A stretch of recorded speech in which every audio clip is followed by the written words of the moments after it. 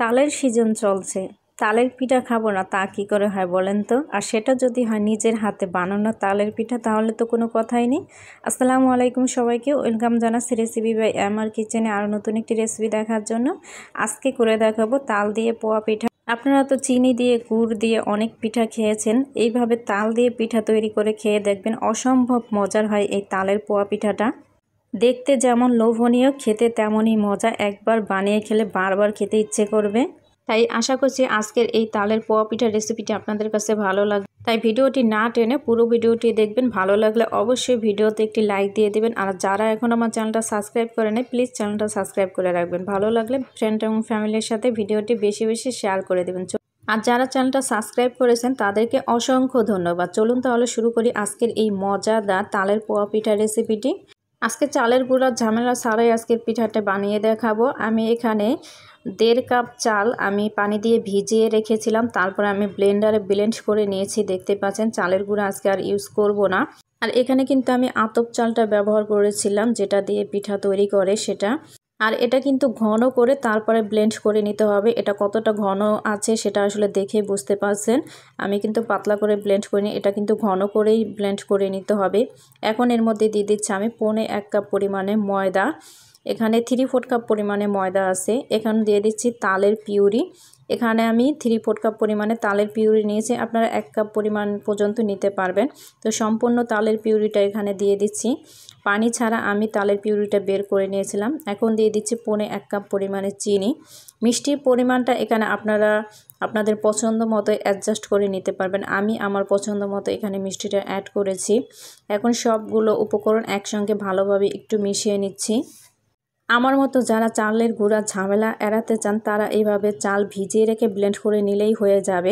আবার কেউ চাইলে কিন্তু চালের গুঁড়া দিয়েও কিন্তু পিঠাটা বানিয়ে নিতে পারেন। সেই ক্ষেত্রে 1.5 কাপ চালের গুঁড়া নিলেই কিন্তু হয়ে যাবে। তো সবগুলো একসঙ্গে ভালোভাবে মিশিয়ে নিয়েছি। এখন একটা হ্যান্ড উইচের সাহায্যে খুব ভালোভাবে মিক্স করে নিচ্ছে, যাতে করে কোনো লাঞ্চ তৈরি না হয়, তার জন্য গুটি গুটি যে ভাবটা আছে সেটা যাতে করে চলে যায়। এখন এর মধ্যে আমি অল্প অল্প করে পানি অ্যাড করব। এখানে কুসুম গরম পানি অ্যাড করছি।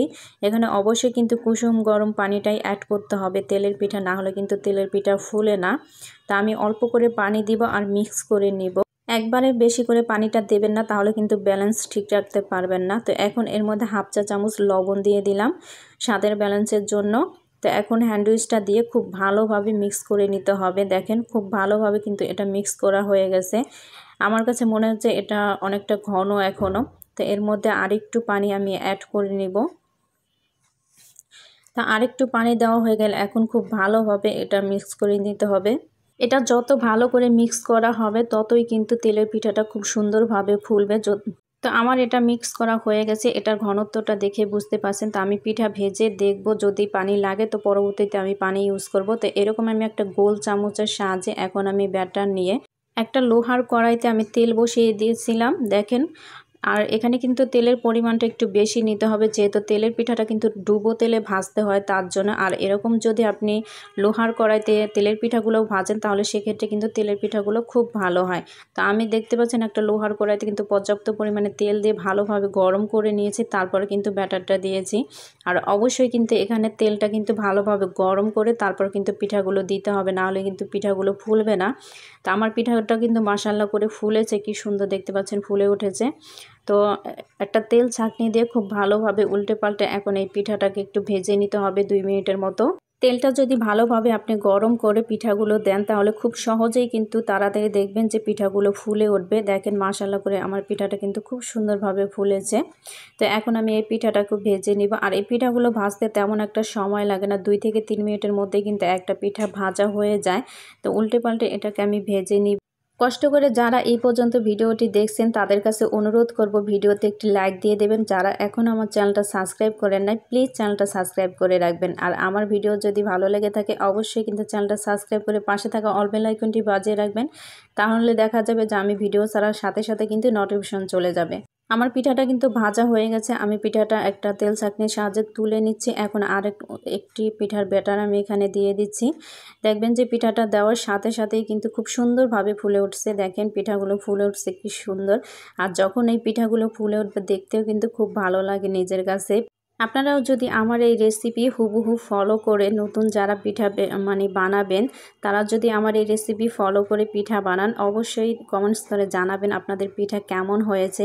নতুন যারা তালের পিঠা বানাবেন, আশা করছি আমার এই রেসিপি যদি হুবহু ফলো করে পিঠা বানান, আপনাদের পিঠাও ইনশাল্লাহ এরকম ফুলকো ফুলকো হবে। প্রথমে পিঠাটা ভাজার সময় অল্প পরিমাণে ব্যাটার দিয়ে দেখবেন, যদি পানি লাগে তো ইউজ করবেন। আমার পানি লেগেছিল, আমি যে চামচটা দিয়ে ব্যাটার দিয়েছি সেটার 1 চামচ পানি আবার আমি ব্যবহার করেছিলাম।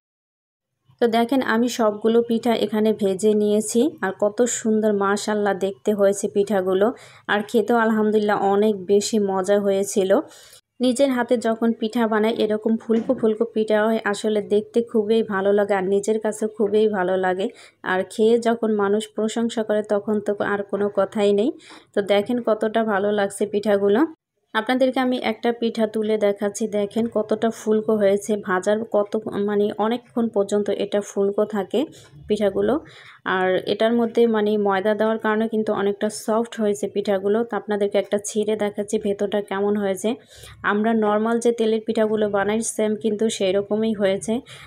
তবে এই পিঠাটার মধ্যে তাল দেওয়ার কারণে কিন্তু তালের যে একটা ফ্লেভার আসে সেটা কিন্তু খুবই ভালো লাগে খাওয়ার সময়। তো আশা করছি আমার আজকের এই রেসিপিটি আপনাদের কাছে ভালো লেগেছে। ভালো লাগলে অবশ্যই বরাবরের মতো বলবো ভিডিওতে একটি লাইক দিয়ে দেবেন, আর ফ্রেন্ড এবং ফ্যামিলির সাথে ভিডিওটি বেশি বেশি শেয়ার করে দেবেন।